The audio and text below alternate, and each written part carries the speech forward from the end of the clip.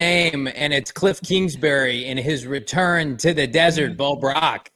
Oh, revenge is a dish best served never. PHNX Cardinals is now.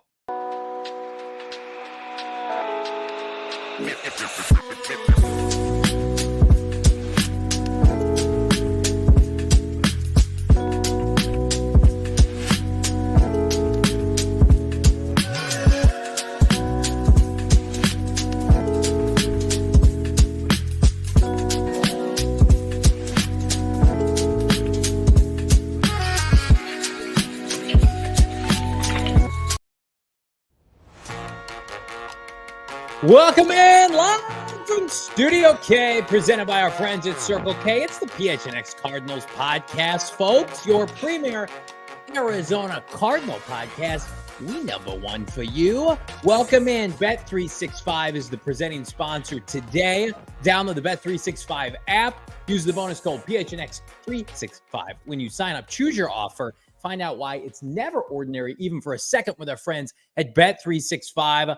I'm Johnny Venerable. He's Brack in studio. Damon, Dawg, producer extraordinaire behind the mic, the great Mina Kimes, joining us later in the program to talk all things MHJ, Arizona Cardinals, and maybe, Bo, we'll even ask her about our sweet baby Kliff Bar coming back into town for retribution against the franchise that gave him the axe just 2 years ago. Oh, man. Yeah, right before the big-time extension kicked in, and they're still on the hook for a lot of that money, but he was once our Kliff. Now he's somebody else's Kliff. And what a display he, and most importantly, Jayden Daniels put on last night. It's just a quick little vibe check around the room. Chat, Johnny, Damon, how are we feeling after that Commanders offensive performance? Feeling like the Bengals season is over. We're going to pour some dirt on another team. I like that. That's more our style. I'm going to tell everybody right now, I don't want to tell people what to do with their money, okay? But in this instance, I will. I want you to take this betting slip, which may or may not be a USPS receipt. I want everybody to go to our friends at Bet365. The Arizona Cardinals right now, -3, right? Fluctuating a little bit between -3, -3.5. Hammer it, tease it. The Arizona Cardinals, despite what you saw yesterday, great job, Jayden Daniels. You beat the fraudulent Bengals. They're on the road, second consecutive week on the road. You want some stats? I got some stats for you at the top of this show. Okay, back-to-back road games after Monday Night Football. Teams are 23-28 against the spread since 2010 and 19 against the spread if they're underdogs. 2-1. The Arizona Cardinals are favored in this game. I think it's going to be a definitive Cardinal win. I don't think it's going to be particularly close. Again, happy for Washington. It's a young, impressionable team. Give me Jonathan Gannon to eat, not only against Kliff Bar, but against Jayden Daniels. No way Jayden Daniels is walking into State Farm Stadium and doing that to the Arizona Cardinals, what we saw last night. No chance. Slap them around, right? No Slap chance. the Commanders around and say, hey, get back in your place. Get back at the bottom of the division of the NFC East. You're not for real. Not yet. It's encouraging what we've seen from the former Heisman Trophy winner, but you're not going to have a revenge game. Neither one of you, Kliff and Jayden Daniels. Like I can confidently say that I don't think the Cardinals defense is going to put themselves in a position to give up that 27-yard score to Terry McLaurin at the end of the game. I don't think that Nick Rallis or Jonathan Gannon would allow that to happen. I don't know how Lou Anarumo, formerly the artist known as Lou Armadillo on this show, he once was seriously in the running to be the next Cardinals head coach. I don't know what's going on with that defense over there that used to, be able to hold its head up high. He's sitting here on Tuesday after Monday Night Football shellacking. I don't know if they can show their face again, but it was pretty crazy to see that. Like we never seen the offense operate like that under Kliff in the 4 seasons he was here. Even that includes the 2021 Cardinals that were very impressive. I think that Kliff is benefiting from a couple different things. First of all, I think he's a better OC than a head coach. You're allowed to say that. And I think this is the perfect role for him. Like, don't get it twisted. I tweeted this out last night. If they keep this up, we're like, even if Washington's not winning, but Jayden Daniels he's the front runner right now for Rookie of the Year after last night. Kliff's going to get interviews. People are going to talk to Kliff Kingsbury about being a head coach again. So just let that sink in. You know, we were joking off air with our guy Adam Hogue today of CHGO Bears. Like, Eberflus, I think, is like a 2 to 3 game losing streak away from will Kliff go to Chicago to coach Caleb Williams, which that's its own kind of hell for Bears fans to have to absorb. But we're going to put Kliff Kingsbury under the microscope this Sunday at State Farm Stadium. Somebody put it in the chat. Let's shout it out. This is Kyler Murray's Philadelphia game for JG last year. I do not see a way Kyler Murray does not win this football game. Kyler Murray, with the backing of his team, right? It's like you go to a school, right, and things don't go well, and then you transfer schools and you make new friends, and they all feed into a junior high school. You got your new boys with you. I think you're telling the exact Jayden Daniels story there for a second. I was like, are you just giving us how Jayden Daniels made his that's also true. Second overall pick? And you have the feeder school, and you go into junior high, and you're on the playground, you're on the basketball court, and those are the people that did you wrong. But you got a new crew now, and the new crew is led by the 4th overall pick, Marvin Harrison Jr., and Michael Wilson, and Trey McBride, and Greg Dortch, and most importantly, Jonathan Gannon. Jonathan Gannon, a big boy head coach. You know how I feel about Dan Quinn. By the way, a hidden subplot to this game, Dan Quinn had an interview with the Arizona Cardinals. The Cardinals wanted to interview him again, potentially to make him the head coach. And you know what Dan Quinn said? I'm good. Peace. Deuces. Yeah. Said no to the Cardinals, just like Ron Carthon, who's about to get fired in Tennessee. A lot of people on the you-know-what list. This is a huge revenge game on a multitude of levels. I'm here for it. Absolutely. Sign me up. Give me tickets to it on the Game Time app because I want a front row seat. We want to see that. And also, you know, the architect of the Washington Commanders, the fraudulent team, the team that can't stop a nosebleed on defense. It's Adam Perry. Isn't the guy that declined an interview with the Arizona Cardinals? He's too good for it. He turned his nose up at it. Him and Rand Carthon, part of the front office tree there in San Francisco, and they said, "No, that's stinky trash over there. You be best to just sit here for one more season and then go on elsewhere." And you chose the dysfunctional, you know, Washington Commanders organization as your new easel and palette. But it's really is. This is setting up because of the momentum that they gained last night for the Arizona Cardinals to really disappoint and suck the air out of a fan base, which I like. I really sign me up for that. The wet blanket. The Cardinals off a disappointing game, not a disappointing effort, but just anytime you lose, disappointing outcome. You're at home again. You're well rested. Yeah, they got some injuries. We're going to talk about that. The Washington Commanders, back-to-back road games, potentially physical road games, to go on the road if you're Jayden Daniels. Like, Jayden Daniels to come into State Farm Stadium, start the year 3-1. It's almost unheard of. He'd be on a trajectory we hadn't seen. Even CJ Stroud last year was under 500 for the first month or so. Mm-hmm. Like, I think Jayden Daniels, we were telling this to Shane Diefenbach off air. Like, I watched him at Arizona State. I did not think he was number one, a quarterback, certainly not an NFL player. So kudos to him. He's come a long way. And I'm sure he's going to have some nice moments on Sunday. But give me Jonathan Gannon, a matchup against a rookie quarterback. We had talked about it throughout the course of the offseason, that the Cardinals had to win these kind of games. Not just because it's Washington, we laugh at them, right? But because the rookie quarterbacks you're facing, you cannot lose to. Caleb Williams, Jayden Daniels. At the time, it was going to be J.J. McCarthy. Who knows? It could be Drake May later in the year. You have to chalk up these dubs. When you're trotting out Kyler Murray on the opposing side, I don't care how good Jayden Daniels is, you have the better quarterback. And you're going to lean into that on Sunday. If you expect to be a playoff team, can't lose these kind of games. Done. Right. Point blank.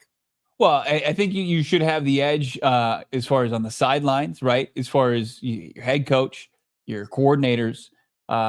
Very rarely do you have more talent on the defensive side of the football, but I think you can make that case just based statistically over the last 2 seasons, but more importantly this season. And then the most important position on the field, and that's quarterback for the Arizona Cardinals. Adam Peters is correct. I misspoke calling him Adam Perry. I apologize that, but he did disrespect all in the most biggest possible way he could by just saying, I don't want to interview with you. You're not worthy of my time 2 off seasons ago. So, I can correct and say his actual name, Adam Peters, You don't but have to. I don't care. Not necessary. It is necessary. Well, it's very well encouraged to leave a like on this video here. Drop a like. I want to see, kind of take the pulse of the room here, how everybody's feeling heading into this weekend. Let's get to this very generous super chat that came in off the top of the show. $50, Steven Jackson. My goodness, Mr. Burns, we appreciate you. There's no way. What's that? Former Rams running back? Pretty sure it's the Steven Jackson. There's no way Kyler Murray, K1, allows this team to lose this game to Kliff, right? Jayden Daniels against this D scares me, though. Also, when's Johnny Raffio coming back? Somebody's got to be the worst right now. Johnny Raffio has hung up his trench coat and his scarf temporarily. I'm going to tell you right now, if the Cardinals lose Steven Jackson to the Commanders this weekend, Johnny Raffio will be back next week. I'm giving everybody the benefit of the doubt. Johnny Raffio is giving this podcast the benefit of the doubt. The Cardinals played a good team. They're, by the way, I think 11th in football, FBS or whatever it is, FBI. They're playing well still. I don't know the metrics. Kyler Murray just named a bunch of organizations. One's the Federal Bureau of Investigation. The other was like the former Bull system. None of those are correct. They're 5th in the BCS rankings right now. The bottom line is they're top not of the IRS. The LOL. I don't know what the metric is. When I see lists, they're usually in the top half, and that's a good thing. Now, again, they lose to the Commanders. Johnny Raffio may host all the shows next week. You may have to deal with him Monday through Friday next week. If I got to watch Dan Quinn and Kliff Kingsbury beat my team at State Farm Stadium, it can't happen. Johnny Raffio, we don't want that energy here. No, you would have the triplets of the Raffio triplets between Damon, Bobby, and Johnny Raffio. We'd all be on if they lost this game to the Commanders. And this is reaching like K-State 5-layer burrito type status as far as, what you're willing to put on the line if your team loses the game.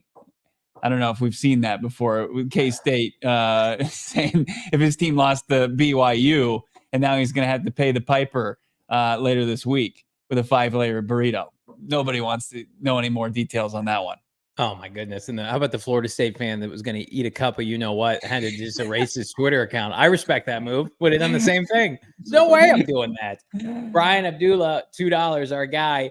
Half the league will be frauds if JV keeps this up. You're gosh darn right they are. There are so many frauds right now. I think there's like 4 good teams.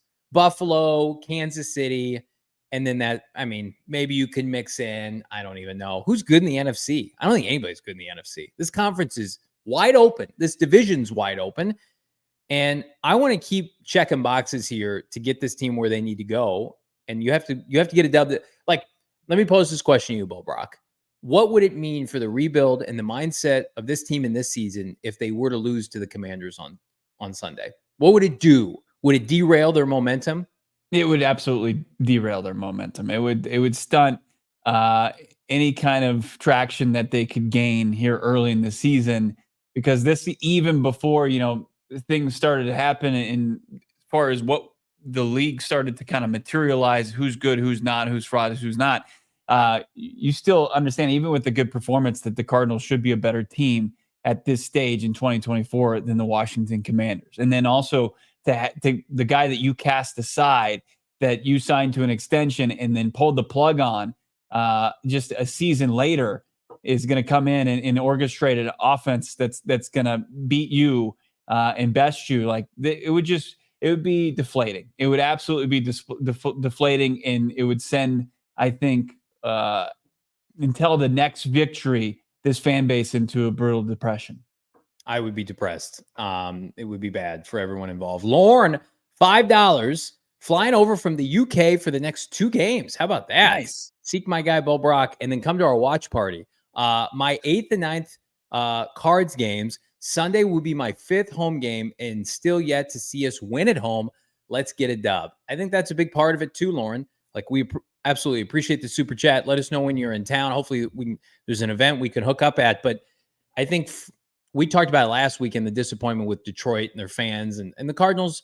they competed, right? And the week before, they gave this home crowd a great showing against the LA Rams. You go out and have a stinker against Kliff Kingsbury in front of your home crowd. I mean, people are going to go back to, you know what, this team's not going in the right direction, fair or not. And I have so much trust in this regime and this head coach. I can't even process it happening. As crazy as it sounds, because Lou Anarumo is a good defensive coordinator, and he got undressed last night by Jayden Daniels. And Dan Quinn, say what you want, he's been to a Super Bowl, and Kliff, he did make the postseason. Like, this isn't a preschool staff. This isn't, Nate Hackett-esque with the New York Jets. But I do feel like this is the kind of game that is inexcusable to lose, given all the elements. Rookie quarterback, Kliff revenge factor. The defense is terrible for Washington. I also feel like fair or not, I'm sure there's some pressure from Michael Bidwell. Like, we can't lose to the guy we just fired. And I get it. We're making out, Bo. I'm making out that Kliff is the head coach and he's not. But fair or not, he's calling the plays. He's owning the offense. And he has a younger version of what you thought you were getting and do have with Kyler Murray. Like, they're setting up the clock of what this team had, this franchise had 5 years ago. And so if they come into your building and say, your timeline's screwy, we're taking over, we're the hot team in the NFL, it just doesn't look good in any facet. Right. It would make you rethink a lot of things as far as what you thought you knew to be true as far as this organization. And when they talk about the processes post-win, post-loss, just a week to week and dialing all that in, when you lose to a team and like you still with the success that they had last night on Monday Night Football, you still saw all of the old Kliff offense that was, false starts here and there. And like a lot of screens that were actually more successful than I've seen before, more to Anarumo's defense not being able to tackle or wrap up. Slow. They did. And I think that's where the Arizona Cardinals are going to be able to kind of combat and blow up some plays that they had success on last night that set up a lot of the things that they did to cash in points on. But it would completely be a 2 steps back type loss for organizationally if your processes weren't in place to beat the previous process on full display on the offensive side. They're really only true strength on that team. It would be a big crushing blow to the 2024 Cardinals. Let's get to back some of these super chats here. Next up, let me see. I lost where I was. Here we go. PR Mac, $2. Do not underestimate this team. Throttle necessary. Does that mean like the Cardinals' ability to get up for a game? I think that's what that means, right? I just hope they're not over throttling and Kyler Murray's like playing not stiff, but like we've seen him go back to Dallas and takes a couple series to get going, a couple possessions because of the history he has in Dallas Stadium, never losing a game up until recently. I do think you're going to get a Cardinal team that is 100% locked in and focused on executing against, unlike last weekend, an inferior team coming into your building. The only way, respectfully, that the Cardinals lose is if they beat themselves this weekend.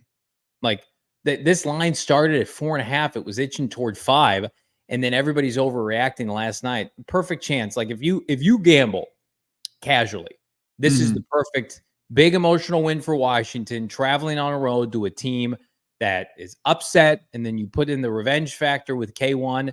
Like, again, I expect the Cardinals to win this game comfortably. I don't think this game's going to be close in the fourth quarter. If it is, and we're sweating it out, you're at the building, I'm in the studio, it's going to be disappointing. Jayden Daniels, right now, he's a nice story. But in no world should he walk into your building and beat Kyler Murray straight up. No way. When you've had a year advantage on what they've put together, their defense is atrocious. It's terrible. They played a perfect game offensively and snuck one out. Like it was, what was it? 38, 33. They have no turnovers on the year. They haven't turned the ball over once. Yeah. They haven't punted since week 1.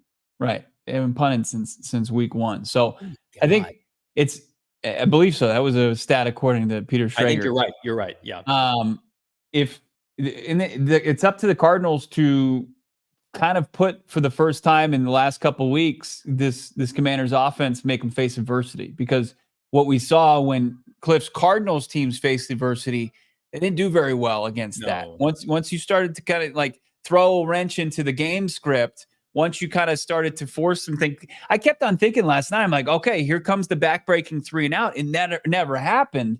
And testament to the Commanders and Jayden Daniels and them being able to do that on offense, and Kliff Kingsbury as well. But, what was going on the other side of the football was they got big time problems in Cincinnati.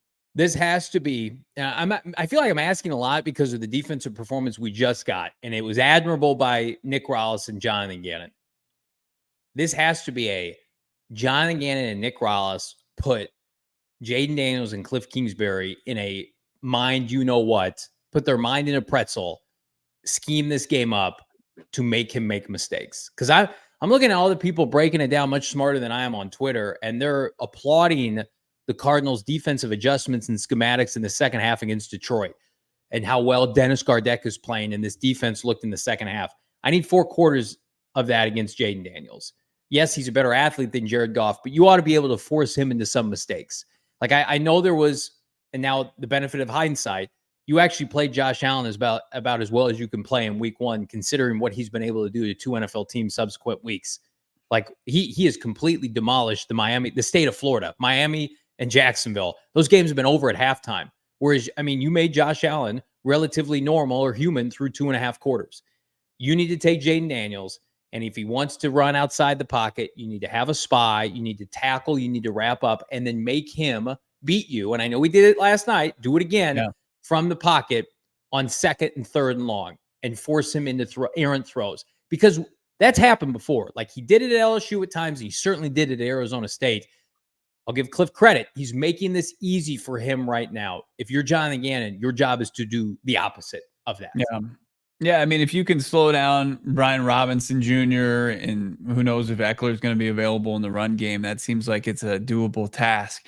And we know schematically the playbook, it's conducive to defenses creating negatives or creating 2nd, 3rd, and long. And when you do that, I don't care if you have a veteran quarterback, but especially when you have a rookie quarterback, that puts yourself in a position to, not only just get your defense off the field, but get them off maybe ahead of schedule with an interception, a turnover of some sort. Just think they need to be the team to do it. It hasn't happened the last 2 weeks with the defenses that the Commanders have played. The tip of the cap for them and their performance, but also like they haven't exactly faced, decent schemes or anything. Jayden Daniels been over 80-90% passing in both of those games. Like nobody's making it tough as far as him making easy completions. Didi 199 PHNX Cardinals is the best. Well, we appreciate that, Didi, friend of the program, always here, always engaging in the chat. We do our best. We have the best right around the corner in Mina Kimes. But thank you for that $2 super chat. Doubling down on $2. How about Big Kraken? I don't know if I can finish the super chat. $2. This week is a week to exercise the Kliff demon. Yeah. Well, we exercised the Sean McVay demon. Jared Goff got the better of this team. But now time to get back on the right track and say, hey, Kliff Kingsbury, to a lesser extent, hey, Jayden Daniels, like, no, we own, this is the state of Arizona, and you're not going to come into State Farm Stadium and get a dub. Not on this Sunday. Not against this team. Right. And like when you really kind of look at this and we're giving so much, talking so much about the offense, it's like the Cardinals, aren't they averaging more points per game offensively? And then you've got, the Commanders who are, once again, for a second straight year, last year they gave up the most points. This year they're giving up the 3rd most points in the league. And as we mentioned, like the Bengals didn't play well, still put up 33 points in that game. Joe Burrow and Jamar Chase seemed to be able to connect with each other whenever they needed to. That needs to be the Cardinals offense come Sunday. Well, like the Bengals offense had been awful up until last night too. They looked terrible against New England. They looked terrible in week 2. Like they got a get right game offensively. They just couldn't stop the mobility of Jayden Daniels, and they, for whatever reason, could not stop the run. Like had they gotten 1 3 and out or 1 punt, they win that game. I don't know if you can play much worse than their defense played last night. And they have players like how many times we talked about, hey, trade for Hendrickson on their defensive line. Like they're 0-3. I think it's a culture problem. I think that the holdouts have been impacting them, and clearly, like defensively, Amarumo's messaging is not hitting home this year, but their offensive line isn't good. They don't have much semblance of a run game, and yet they looked fantastic. Like this is primed to be a Kyler Murray comeback game where he just throws the ball all over the place. Loso, Bo, I'll pose this question to you, $2. Will Darius be back this week, next week? What can you tell us on the Cardinals' first round defensive tackle? The minimum he's going to miss is 4 weeks. So he's out. He's going to remain on injured reserve through this week. And then he'll be eligible once their game is over on Sunday to have his practice window open. Then he'll have 21 days to make a decision on when to really activate him. And I mean, I would be shocked if he's not, returning to practice next week and then putting himself in a position to potentially play or play in week 6. Do you feel like Justin Jones's injury is severe? I have no idea on that. Isn't that weird? We haven't heard anything like whispers from the Twitter streets or anything. Yeah, Jones and you're waiting for Jackson Barton, and we'll see what his toe is and what Jones's tricep is, and the extent of those and severity of those injuries. But those are definitely things to kind of monitor between now and when we talk to Gannon tomorrow morning. Kelvin Beachum. I mean, he got his week off last week. Can we get Kelvin Beachum back? Can Kelvin Beachum please play right tackle? Yeah, lot to go over tomorrow. A lot to get to today. We've got Mina Kimes right around the corner. But first, how about our friends at Bet365? Never ordinary. I mentioned it, Bo, here at the top of the show. The Arizona Cardinals, a 3-point favorite, jumping between 3.5. Hammer it right now. Do yourself a favor. Download the Bet365 app. Sign up today. Use the bonus code PHNX365 when you sign up. Deposit just $10. Okay. Place a little 5 spot on any bet you want. Major League Baseball, postseason play, NFL, NCAA, college football, WNBA, whatever you want. You're going to get $200 in bonus bets. No questions asked. Or if you're trying to go big, seeing a lot of people go big with Bet365 and prosper. How about a first bet offer safety net up to $1,000? Love to see that. Here's what I don't love to see, though. Jayden Daniels, the front runner for Rookie of the Year. We got to change that this weekend with a humiliating performance. And how about another Marv first quarter touchdown? Little Marv touchdown renaissance this weekend with our friends at Bet365. Download the app today. Bonus code is PHNX365 when you sign up. Choose your offer. Find out why it's never ordinary, not even for a moment with Bet365. You got to be 21 years and older, physically located here in Arizona. If you were someone you know has a gambling problem, they want help, call 1-800-NEXT-STEP. Text NEXT STEP to 53342 or visit problemgambling.az.gov for more information. We have the best partnerships over here at PHNX, and this is a true testament to that. Sanderson Ford, who's our official vehicle partner and dealership of PHNX, and they give back to the community, and they wanted to pay homage and honor the late, great Al McCoy. They didn't want to just tell us about their beautiful inventory over there at Sanderson Ford, largest Ford dealership in the nation. It all speaks for themselves. There's no hassle, no pressure. Sales approach. They wanted us to honor the voice of the Suns who passed away over the weekend. And I think that's incredible of them to do. I was fortunate enough to meet Al McCoy even before I started my sports broadcasting career. I was working at a clothing company in Phoenix, and he came in, just booming voice, as nice as possible.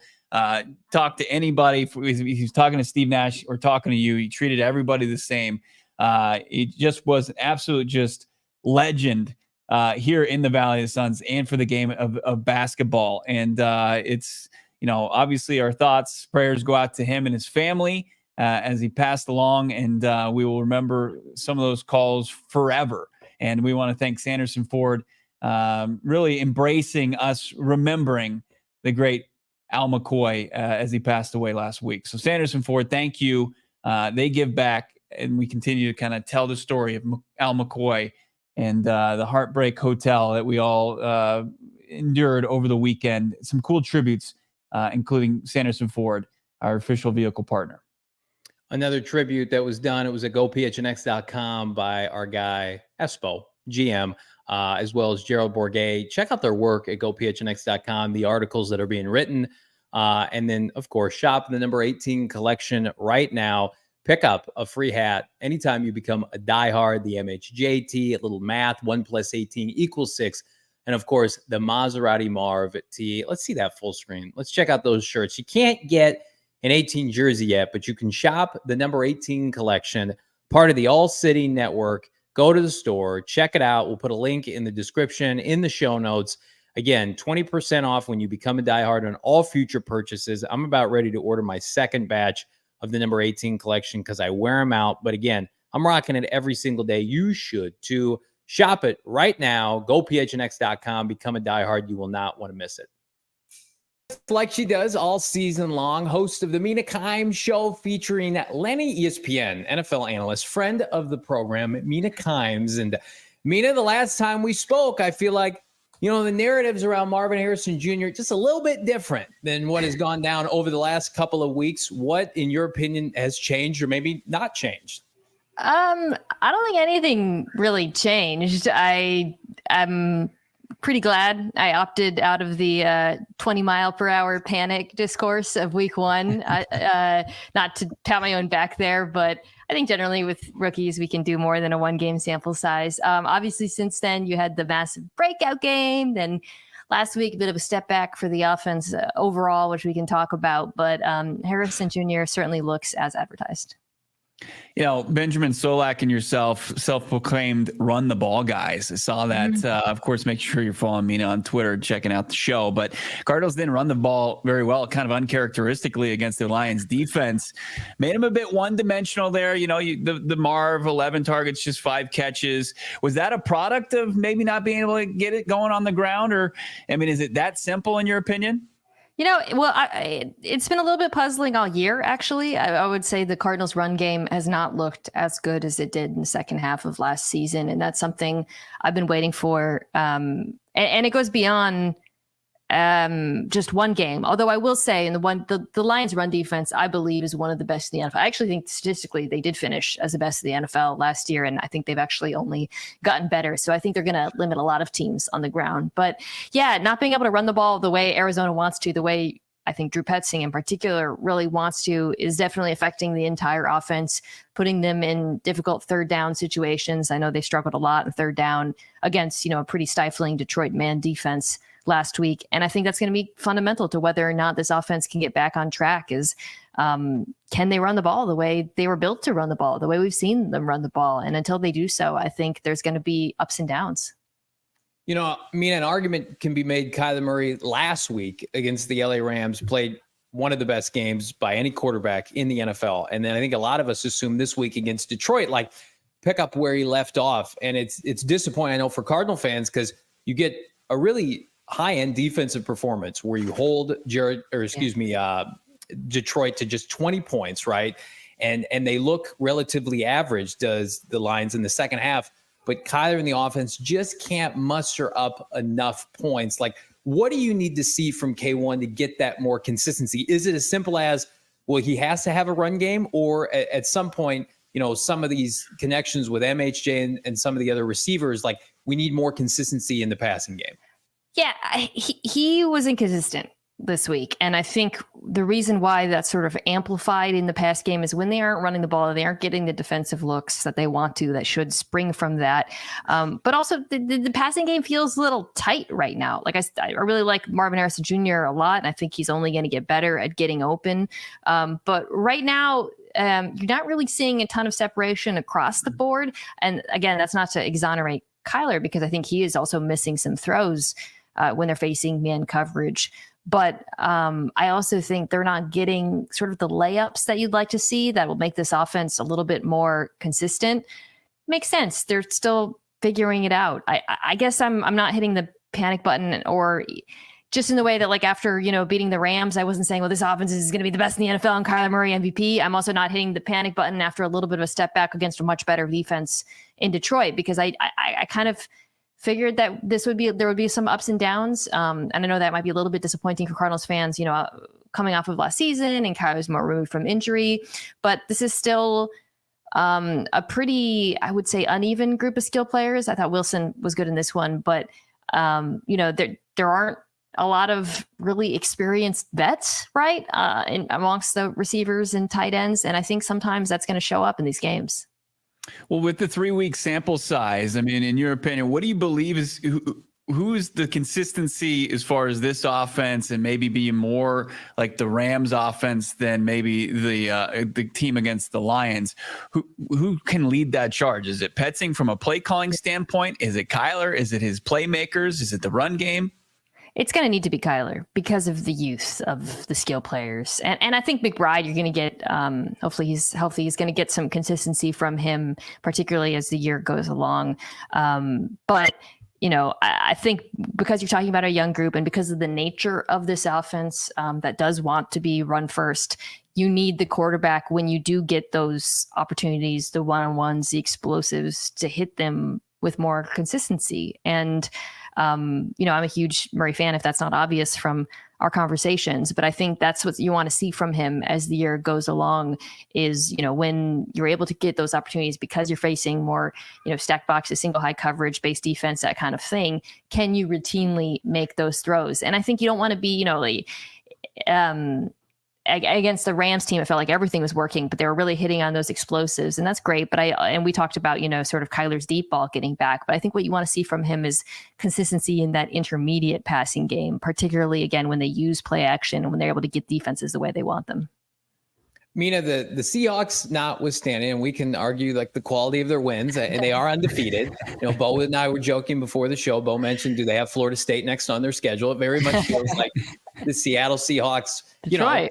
They're gonna be viable, right? We'll learn a lot this week. By the way, they got the Lions, so yeah, that's right. But have the other teams in this division opened the door? Granted, even though Arizona's wanted to allow the Cardinals to be viable long term this year, like they've already beaten the Rams. They have the Niners right around the corner, who are not themselves. Like that can't be disputed. They don't have their players. They look like the prolonged playoff appearances are finally taking a toll. Like, do you feel differently about this Cardinal team than maybe you did 3 weeks ago, given the landscape of the NFC West? I would say I feel the same. That's not true, actually. The Cardinals defense has been better than I thought. That was actually, like you guys touched on at the top. I thought this defense would be a train wreck. Train wreck's wrong, but I thought they would be one of the worst in the NFL. And I was really impressed by the performance last week. There have been guys who I did not have high expectations for coming into this season who have really impressed me. I think the last time we spoke, I mentioned Zaven Collins week 1. Zaven Collins week 3, man, like that guy continues to show up. I think that contract is going to look better and better once they start figuring out his natural skills as a pass rusher. They really unleashed him. Gardeck was good in this one. He's kind of one of those NFL players who's always quietly good and been that way for a long time. Obviously, the safeties are good as well. So, if you're getting average defensive play, if the offense hits its ceiling, that's absolutely a team that should be in the mix for the playoffs. But what I was going to say is it's less so that my opinion about the Cardinals has changed and more that the NFC West feels open because of the injury bug hitting San Francisco and LA the way that it has, just undeniably. And we're talking serious long-term injuries to both of those teams. That to me makes this thing feel pretty wide open. Yeah, vintage Budda Baker in week 2. It was great to see him going into a contract year. And then, as you mentioned, Gardeck has just been playing out of his mind. 3 sacks. TFLs are through the roof, I think tied for first in the NFL. So the defense certainly surprising. Up next, I'm sure a lot of the talking points today, Jayden Daniels, the Commanders offense. Suddenly a hot matchup. That's right. Once our Kliff, now somebody else's Kliff coming to town. What do you make of this Washington offense? Is it for real? I think Jayden Daniels is for real. I've been on the record as being very critical of Kliff Kingsbury, and we're guilty of that too. Anything back here. This is a safe space. Commanders fans are doing well. Don't put this on social because Commanders fans will be mad at me or whatever. I'm sorry, but I'm not going to praise Kliff Kingsbury when Jayden Daniels throws a gorgeous go ball with a guy bearing down on his face. That's the quarterback and Terry McLaurin. I don't think there's anything schematically that's really been that impressive to me. Frankly, the quarterback has been impressive. The quarterback was impressive last night, granted against a very bad Bengals defense, but he's a problem, man. I would be concerned about that side of the ball because of what his accuracy, his decision making. Last night in particular, I was really impressed by what he did throwing on the run, which was not something I thought was really in his bag. And there's some interesting similarity. I mean, him and Kyler are very different. I think their skills, their strengths and weaknesses are different, but they're both explosive runners, obviously built very differently. It's going to be a lot of fun. I think it's going to be high scoring because, well, again, what you saw last night, as good as fun as that Washington Commanders offense is, that defense is not good. Detroit is much better. So you really want to see a bounce back game for Arizona. And there's a real opportunity here to run the football better than they have thus far this season. Cincinnati had some success. That's an inferior rushing attack to Arizona. So I think there's a good chance here to get back on track, try to control the game on offense, and take advantage of some of the weaknesses on that side of the ball. I mean, quickly, I want to do the thing you're not supposed to do 3 weeks into somebody's NFL career, but I'm going to ask you, who's been more impressive in your opinion, Malik Neighbors or Marvin Harrison Jr., given the very small sample size that you've seen? I mean, I think the Neighbors has had a better start. I'm not saying he's going to be I was Marv 1, and I'm not certainly not saying that I've changed my mind. I think and Neighbors has been awesome, he's been so explosive, but I think what's really impressed me is the physicality that he's played with. Weirdly, this is going to sound like damning with faint praise, but I think because of the inaccurate quarterback play, he's going to have more highlight. You saw this with OBJ at the end of his career too. Like sometimes when a really, really good wide receiver plays with a mid or bad quarterback, they actually end up getting more big moments because of that in a funny way. The offense is absolutely running through him as it should, but like the class looks really good. Odunze obviously hasn't had the start you'd want. Some of that is injury related. Thomas Jr., the quarterback play hasn't quite been there, but I still really, really love this group of receivers, McConkey. And I think though you see why both Harrison Jr. and Neighbors were picked where they were. I mean, you said that this is an opportunity for the run game to get back on track against the Washington defense. You forecasted last time you were on the show that the Rams, you're going to be able to work the perimeter a little bit better, and man, did they, with 130 yards and 2 touchdowns to Marvin Harrison Jr. What do you forecast this week, especially with that Kyler MHH connection? Give me James Conner going off in this one. It's been so limiting for him, and it's been frustrating because I think he's such a good back, and obviously the injuries on the offensive line haven't helped. But this is a real opportunity, guys, particularly on the perimeter. I think against this Washington defense, I think you can really run the ball, get those big tight ends moving in space. And yeah, I really like both McBride and Harrison Jr. in this one. I like offense in this one. I really do. But for me, the focus is that run game, just because, my vision for what this Cardinals offense can be is really predicated on continuing to have a dominant rushing attack. And I think there's a real opportunity here against Washington too. So we're excited for it. We're always excited when Mina Kimes joins the program. Make sure you're checking out the podcast, The Mina Kimes Show, featuring Lenny. We love that you've got Benjamin Solak in the fold as well. He's always been doing such great work no matter where he is, now with you at ESPN. Mina, as always, thank you so much for your time. Looking forward to the next time we catch up. Thanks for having me, guys. The best. Mina Kimes vibes are always high, just like our friends at Gila River Resorts and Casinos Wild Horse Pass. We're going to debrief Mina and get to your super chats in a second, but let's talk about the casino that does it better than anybody. 4 locations, including our personal favorite, Wild Horse Pass, which is the site of our watch parties every single away game. Myself, Bull Brock, Damon Dawg, Britton Golden, and more. We're going to be hanging out at Wild Horse Pass. And don't let Sunday stop you from going there Monday through Saturday. They've got 4,500 slots, live table games. Catch all the action at Arizona's largest sportsbook casino, which is fantastic. I mentioned earlier, I love just the hard copy ticket that you can get with our friends at Gila River Resorts and Casinos. Go in there, get a steak at Prime A. Shula Steakhouse, right? Take in the views, the scenery. They've got a rooftop pool. It is elite. Entertainment and excitement awaits you. We're going to be hosting events all year long. Cardinals, Suns, watch parties. We got Suns tip-off right around the corner. They're going to be hanging there. Our friends Lindsay and Espo and Gerald and company. You do you at Gila River Resorts and Casinos. Visit playatgila.com, Bo, for more information. Yeah, you mentioned Sunday. Enjoy your Sundays fearlessly. No more Sunday scaries. Let me tell you about a game-changing product that makes that possible. ZBiotics. That's right. Pre-alcohol. ZBiotics pre-alcohol drink is the world's first genetically engineered probiotic, and it's invented by PhD scientists, smart people who tackle those rough mornings after drinking. So if you're trying to choose, hey, fun day with the friends, with the vibes, or actually a productive Monday, you don't have to make that choice any longer, because pre-alcohol produces an enzyme to break this byproduct down. Check it out right now. Pre-alcohol before drinks, and you'll notice that difference the next day. We kept hearing about pre-alcohol, wondering what it was like. Now that we've tried it, we're all believers here. We're in on the hype. The GMO technology releases different products that help address toxic byproducts of modern living in the gut. Go to zbiotics.com/PHNX cards, and you'll learn and get 15% off your first order, and use that code PHNX at checkout as well. ZBiotics is backed by 100% money back guarantee. So if you're unsatisfied for any reason, feel like it didn't do you what you thought it was going to do and make you feel fresh the next day after a night drinking, well, you'll get your money back. No questions asked. zbiotics.com/PHNX cards. Use the code PHNX cards at checkout. You'll save 15% off your order from ZBiotics. We got almost 800 watching live, Twitter, YouTube. Everybody on Twitter, jumping over to the YouTube, hit the like for our sweet baby, hold the line, Marvin Harrison Jr. Come on over. The water's fine. Hit a like, drop a comment.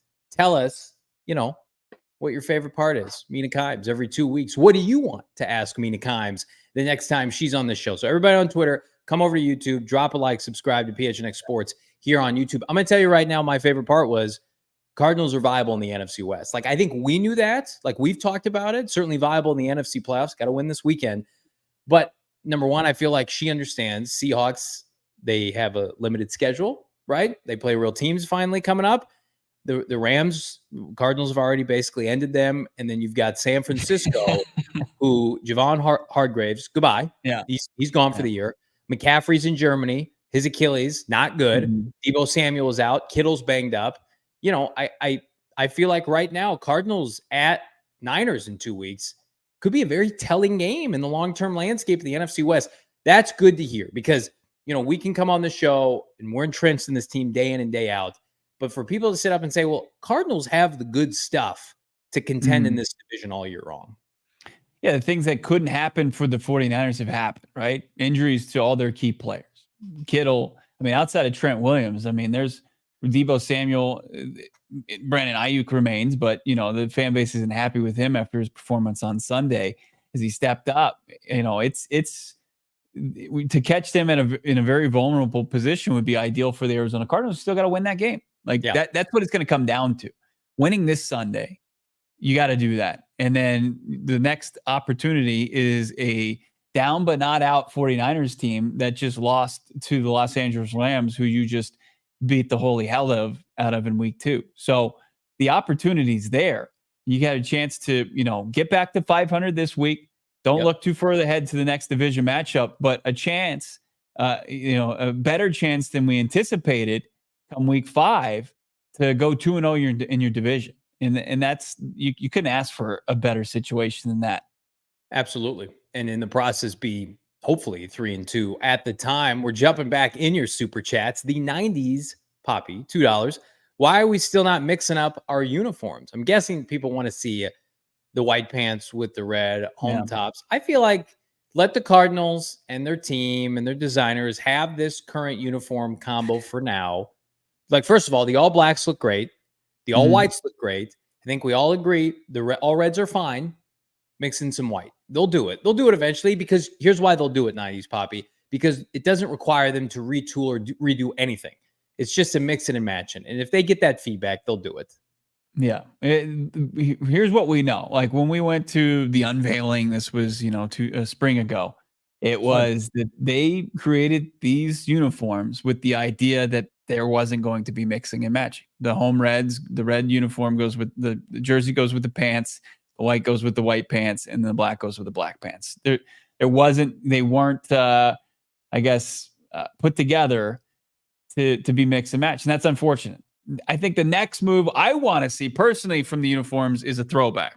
Just give me a throwback from the late 90s Cardinals. Put a state flag on the damn jersey. Get that state flag on there. Get that, blue stripe on there. It would go extremely hard. Loso, $2 super chat. Kliff's like a gold digger chasing the young QBs. That's gold. That's a gold comment. Loso. Yeah. Caleb, first Mahomes, then K1, and then Manziel Caleb. Before that. Yes. Was Baker in there too? And Baker left Texas Tech. Okay. But yeah, it was Johnny Football. Then it was Mahomes. Then it was Kyler and then Caleb. Well, Caleb got him back in the good graces. He had a little sabbatical there as the QB coach at USC, and then was able to parlay that into an OC job where he interviewed for a couple OC jobs this offseason. You know what this is telling me then is the Carolina Panthers need to hire him to take over and really support Bryce Young and get his career back on track. Go in with Bryce Young or somebody like that, Kliff. Yeah, the gold digger of quarterback coaches. I love that. Steven Jackson, back-to-back $50 super chats. Unbelievable, my guy or gal. $4.99. Thank you so much. This will be the game MHJ truly goes off. 10 catches, 190 yards, 3 touchdowns. He's going to take the lead for Rookie of the Year and not look back after this game. I mean, that's a great question or situation to pose, Bo. Who is stopping Marvin for Washington?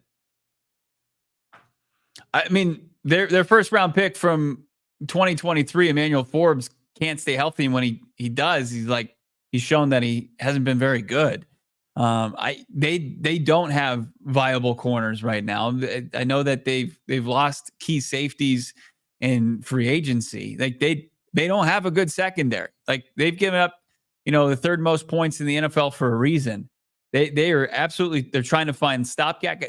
Where they invested this offseason was middle linebackers. They went and they signed, was it Frankie Vavu and Bobby Wagner? And, we know how that goes. When you invest heavily in that position and you don't, look at the premium spots, they've had exodus of the former second overall pick and Chase Young and then Montez Sweat to Chicago. They didn't replace those pass rushers. They still have good, interior defensive line play, but it's okay, your defensive front's the interior. You don't have really much coming off the edge. I think they were playing Jamin Davis off the edge at some point. He was a former off-ball linebacker they utilized the first-round pick on not too long ago. Not built for that position. No. In the defensive secondary, it's not good. They're starting former or ex-Raiders bust Cleveland Farrell at pass rusher. They got a couple of young corners. I think a second rounder this year and a third rounder next year starting for them. So just that's a matchup, Steven, where even last week when it go ahead. Well, I mean, is this a game? And there's probably not a lot on the schedule where. And it's so early in the season because Jayden Daniels can do so much more throughout the year. But can Marvin Harrison Jr., can he make his case for that offensive rookie of the year over Jayden Daniels by outplaying him on Sunday? I think if Jayden and the Commanders are viable all year and he puts up big numbers, we've seen it's a QB award. And I'm okay with that. My bigger issue is, can the Cardinals, after the inconsistencies of last weekend, albeit against Detroit, as Mina outlined, Detroit's just night and day better defensively. No, we didn't need Mina to tell us that, but it's good that she did. I feel can you get away from the temptation is going to be there just to do the same thing again and go back to Marv? But I think you have to. I think people are 11 targets and they only completed half of them. It's going to be, again, football gross negligence by Drew Petzing. Marv needs double-digit targets again. Jamar Chase was wide open, running past their defensive backs. If I'm Kyler Murray, it's going to be like the Rams game again. Force him the football early in this game. Set the tone. Because, you just mentioned it, the Cardinals right now are missing their right tackle, and Washington's strength of their defense is up the middle with Daron Payne and Jonathan Allen, right? So, I think they'll be able to run the ball, but you can throw on them. If you can pass protect, and the Cardinals' offensive line has been awesome this year. They're on pace to give up 37 sacks for the season, which is top in the NFL, top half of the NFL. They gave up 1 sack against Detroit last week. really their numbers are skewed because of week 1 against Buffalo when Kelvin Beachum had to come in. Like, they've been good really the last 2 weeks. So I don't know. It feels like go back to the MHJ until they can stop it, right? Force feed him the ball and Michael Wilson. Yeah. Look, I mean, Michael Wilson, 8 catches on 9 targets last week. If you can continue to feed Mike, hopefully Trey McBride is available and ready to go. That would be, I think a good time to get Trey back on track, where he picked up last season or even where he picked up the previous week, 6 catches against the Rams. That would be big for this team. But, as Mina mentioned, that run game, Big James Conner day, that's what Mina Kimes is anticipating. James Conner off tackle by Paris Johnson Jr. Soul Pancakes, $5. Love you, Mina. You are one of the best minds in the industry. Don't let these haters, who bring you down. The haters, sure. Yeah. Don't let them bring you down, Bo. All right. Appreciate we're not the $5 super chat. We're not going to be brought down by the coordinator defensively for the Arizona Cardinals, Bo, who you had a chance to connect with, Craig Morgan and company today with the local Phoenix media, who right now, Nick Rallis having a nice little 2-game stretch for the Cardinals defensively.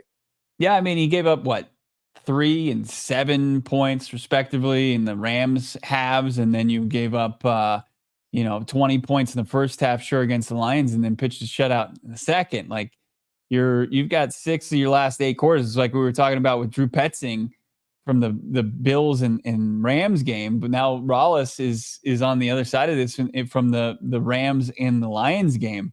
He's put together a nice little piece of work for his 2024 resume, but he was like all of us, saw what was on display last night. Jayden Daniels show Rallis with kind of his scouting report on the former ASU LSU quarterback. Yeah, they're clicking. Obviously, last night they're rolling. Jayden Daniels is hard to defend because he's got arm talent, and he's got leg talent, and so that's in the run game and the pass game, and that's coupled with making really smart decisions. He's not reckless with the football. So another one of these quarterbacks that presents multiple challenges with his skill set. He's not reckless. But you have to make the extension of the plays. That's what we saw was killed them as far as defending Josh Allen. That you haven't seen really the last 2 weeks. I know Goff had a big Brack-breaking 8-yard run to end last game, but he's a statue, and so is Stafford in the pocket. Cardinals, like many teams, if you let guys like Daniels, like Josh Allen, extend plays and make plays, it can be devastating. It can be backbreaking. Here's Nick Rallis on defending the ex-Arizona Cardinal head coach, now Washington OC, Kliff Kingsbury. I mean, there's always going to be, these got a completely new players, right? So there's going to be differences, but then there's going to be things that he does really well schematically that I'm sure he's carrying over, or if he hasn't shown it yet, I'm sure he still has it in his arsenal. So combination of some new stuff and some stuff he probably did here too. Hasn't been a true matchup of the JG Nick Rallis defense that I can tell in recent memory versus a Kliff offense. Like, I think back to when Jalen Hurts was a rookie. 2022. What was that game? That was the game the replacement kicker missed it to send it to overtime. That's right. Yes, you're right. I think Kyler and Crew, they lost that maybe like 25-22 or something like that. So, it wasn't a worst offensive performance against that Philly defense that season racked up 70 sacks. But they were in a position to tie that game if they didn't get that fourth down. They were supposed to get the first down, and then they kind of had to do a fire drill as far as the kick, and the guy brutally missed it. And then that was early in the season too. That was week 5. Yeah, and the defense got better for Philadelphia, at the halfway point, never looked back. So, I forgot about that one. I was thinking the last time they played Philadelphia, but this was grossly incorrect, was Jalen Hurts' rookie year. He and Kyler had a game for the ages. I think it was in 2020, but I don't think Gannon was on the staff at the time for him. So, we're due for this kind of matchup because, I just keep going back to are you going to let Jonathan Gannon's defense, is it going to be trumped by a rookie quarterback who, yeah, you have minimal tape on, but you ought to be able to throw some stuff at him he hasn't seen yet. I mean, like, it was a 20-17 game. I apologize. I was wrong on the valiant effort by JG defensively to hold Kyler Murray to 17 points and Kliff Kingsbury. But I mean, like, you look at the Commanders offensively, and they've been white hot the last, week and a half. But week 1, they got pushed around by Tampa at Tampa, 37-20. That game was not competitive. Baker Mayfield was fantastic. At one point, Tampa was winning that game 37-14. Mike Evans scored a touchdown. Jayden Daniels had a late touchdown that made it a little bit more respectable with like a minute left, so it closed the gap to 37-20. They were not in that game. Tampa jumped out to a 13-0 lead, never looked back. And then the next week, we know this because I picked them on hold or fold the line. The Giants controlled that entire game, and they blew that game. Washington did not score a touchdown. The Giants defense, now granted, their best attribute on their team is their defensive line with their rushers and their defensive tackles, but the Giants dominated that game. Daniel Jones gave that game away. He was atrocious, right? So they were outplayed for 2 weeks, and then they put it all together last night and give them credit. But last night is not indicative of who they are. They don't look like Buffalo Bills every week. That was a nice game. It's about as well as Bo, as you put it, as an offense can look. And now you have a dose of reality coming on the road. Like, I expect them to be closer to the team we saw the first 2 weeks. I mean, the reality is they beat a winless Bengals team, a Bengals team that is 0-3. Lost to the Patriots. Right. They lost to the Patriots to open up the season. And like, people are still living off of Joe Burrow's Super Bowl run where, he's been a shell. They've been a shell of themselves since. And you've had coordinators exit that organization on the offensive side of the football.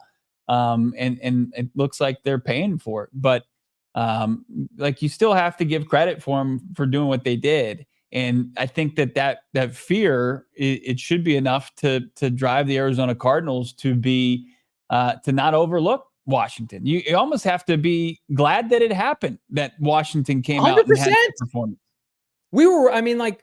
You're rooting for them to have the kind of win that they had last night, a big emotional win followed by a car crash this weekend, for lack of a better term, and a letdown game for them, like a back to reality moment. Their defense is atrocious. And here's what I will say. You know who the second leading receiver is for the Commanders? Zach Ertz. Zach Ertz, who fumbled the football last night, I love Zach, great player. He can barely move. Like, Lou Anarumo, what are you doing? You have good safety play. That's the second leading receiver. He's got 128 yards. Good for Zach Ertz. But you need to sell out, contain, stop the run, and stop Terry McLaurin. You tackle well, you're fine. If you just tackle well. I mean, I'm not saying, hey, go make I for a second there, Damon. I thought that was Zach Ertz, like a throwback Zach Ertz. I threw it on the screen just to think about how far we've come in life with Trey McBride. There's sweet baby Trey. I mean, if you just tackle well, not even you give up 2 yards on a screen pass, you're fine. You're in a great spot on second and third down. Our guy Craig Morgan, of course, who gave us those great clips there from the Cardinals facility, Nick Rallis today, also saying, pointing out, Commanders playing on a short week on the road. It's not exactly conducive to successful play on Sunday as far as being ready to go. They're going to go from playing in Cincinnati Monday night, then back on the road to Glendale, and then next you're going up against a Cardinals team that should be hungry for a dub. I can't believe this line is still this low. Again, it started at 4.5. Are we letting Vegas? Come on, Vegas. We're letting, and I'm not putting this on Bet365. This is on every sports book. Are we letting one game against, as you mentioned, the winless Bengals impact a line 1.5? It was 4.5 yesterday. And I would still say hammer it. It's 3 now. Like, you're telling me on a neutral field, it's a pick 'em between public, right? That's usually based off of where the public goes with their money, right? Yeah. But they're telling us with that line, if this was in Washington, the Commanders would be favored. And if it's on a neutral field, it would be a pick 'em. Yeah. Make some money, and bet on the Cardinals. I had no confidence in them week 2, and they surprised me. And I've had solid confidence in them in week 1 and 3, and it's been a disappointment. The Cardinals, not only is this a must win, unless the Cardinals beat themselves, they turn the football over, they look awful, they look ill-prepared, which that doesn't happen with JG. They're not losing this game. They are going to win this game. They're going to be Cardinals wide open. They're going to have tackles for loss. And if they don't, we're going to have serious problems. We're going to have really tough conversations on this show next week. And I don't want that. I don't either. No one wants that. I like what I've seen from his organization. I don't want to create that much doubt in what they're doing, because I think a loss like this would create that. And look, this is the first time probably in the Jonathan Gannon era where they're heavy favorites to win. I mean, I know for the first time starting in week 2, they were favored in a game under JG. Now they're, favored by a field goal and some change, the hook. But like, you don't want to have that honor, that privilege, to be thrown in your face if you don't show up and you get beat by the former coach, your predecessor, and a guy that unfortunately was outcast from the local school around here. In the chat, people are putting, give me your alternate lines, because I love these in the chat. We've got Michael going Cards -9.5, Drew going Cards 20.5. Like, that's crazy. But at the same time, like, if you told me the Cardinals won by 3 touchdowns, it would not surprise me. Like, I think so little of this Washington team, like, outside of Jayden Daniels, what do they have going for it? And I know it's their quarterback and blah, blah, blah. Like, I think that the chicken is going to come home to roost this weekend. Again, we got 1,000 people watching. Everybody jump over to YouTube, hit that like, help us, spreads this video around YouTube, drop a comment down below, give us your prediction on an alternate line, and hit that like for that handsome man. Wow. The night that Marvin Harrison Jr. became a Cardinal, Bo Brock stole everybody's hearts with one single photo. Look at that. Well-coiffed hair. It's wow. My wife is still embarrassed to this day about that. No, I'd be proud of that. I've never been more proud. Smoking jacket. Just feeling it. That was giving my best. That was my Zach Wilson draft day photo. Those jackets we promptly returned back to the You guys maybe did. You kept yours? Wow. Yeah. Wow. That's insane. That is nuts. They were not cheap. What were they? Like $60? I think like 80. It's 80 with tax. Now that's the look of a man who is not concerned about his bankroll, but instead worried about the vibes the night that MHJ becomes a Cardinal. Is that Bo or Lebowski? Arizona Animal put that in the chat. How about that? Good looking guy. Bo, you're going to frame that? I think so. Put it in your man cave. Remember the night? So Baldy tomorrow, but who else might make an appearance on this show indirectly tomorrow, Bull Brock? We found out today. Are we allowed to say this? Let's see what we get tomorrow. Oh, okay. That's a tease then. The ultimate tease. You hang in there. Close to 1,000 people. You hang in there. We got some cool stuff coming up that we're going to get. We're privy to some coverage for. So we're going to have this game, this week 4 matchup covered wall to wall. Can we just say this? Can we just say this so we don't leave everybody hanging? You're going to ruin it. The Commanders are coming to Arizona. Are they here now? They're coming to Arizona and practicing at Arizona State. Like, that's public knowledge, right? That's out there, right? Now it is. That's been out there. I told you were going to ruin it. So, yeah. The Commanders were traveling. They didn't go back to Washington. They left Cincinnati and came to Arizona. Come on, any ding dong with a Twitter account. As most people from the Midwest, they travel, they go west after being in Ohio or Illinois. Trouble, Mr. Superior Reporter. I'm trying to get people to not downgrade the show when I tease something and you throw cold water on it. You're the worst. You used to be the best, but now you're the worst. I'll be at Kyler Murray's press conference tomorrow. We're gonna get insight on Kyler, how he's feeling about the game. We already heard from JG. We'll get some updates on some injured Cardinals, Trey McBride, Justin Jones, Jackson Barton. Who else? Kelvin Beachum, who would ideally play at right tackle. So a lot to tune in for. What are you saying? You want to run some okay? Stuff? Smart mouth. Rick Snyder at the Fan and Commander Post. Excuse me. Good old Rick. Rick Snyder, 106 and 7, the Fan and Commander Post. This was yesterday. by the way. So this is actually old news. The Commanders are flying directly to Arizona after the game and practicing at Arizona State all week. It's out there. It's public knowledge. Okay.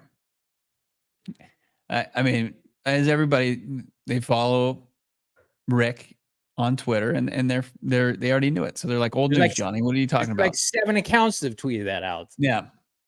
Get out of your so bubble. Strange though. Wait, what like they parlayed an Ohio trip and an Arizona trip? They're staying in AZ, so Kliff could go check in on his mansion in Paradise Valley. Do we do a segment this week where we send out either Eric Ruby or Shane Diefenbach to Kliff's old neighborhood and see if we can just see how the neighborhood's feeling with Kliff back in town? I think that there's some content there. That's a form of stalking. So I'm going to say no. Sorry about that. I'm sorry. To avoid any kind of legal ramifications, I would say no. Nobody do that.